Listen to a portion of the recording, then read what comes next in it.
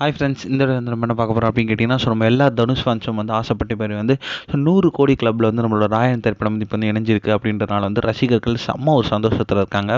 அதாவது நம்ம தனுஷோட 50வது திரைப்படமான ராயன் வந்து அவரே இயக்கி ரசிகர்களுக்கு ஒரு ட்ரீட் தர மாதிரி வந்து அவரே இயக்கியிருந்தார்.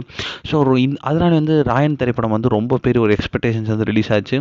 ஸோ அந்த எக்ஸ்பெக்டேஷன்ஸ்லாம் வந்து பூர்த்தி பண்ணுற மாதிரி இந்த ரசிகர்கள் வந்து கொண்டாடிக்கிட்டு இருக்காங்க இன்னுமே இந்த திரைப்படத்தை. ஏன்னா வந்து அந்தளவுக்கு வந்து படம் வந்து செம்மையாக இருக்கான்.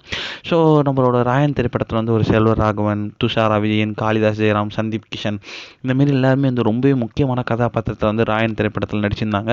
இன்னும் வந்து பலம் சேர்க்குற விதமாக வந்து நம்மளோட ஏஆர் ரஹ்மான் மியூசிக் வந்து இந்த திரைப்படத்துக்கு வந்து ரொம்ப பெரிய ஒரு ப்ளஸ் அமைஞ்சது.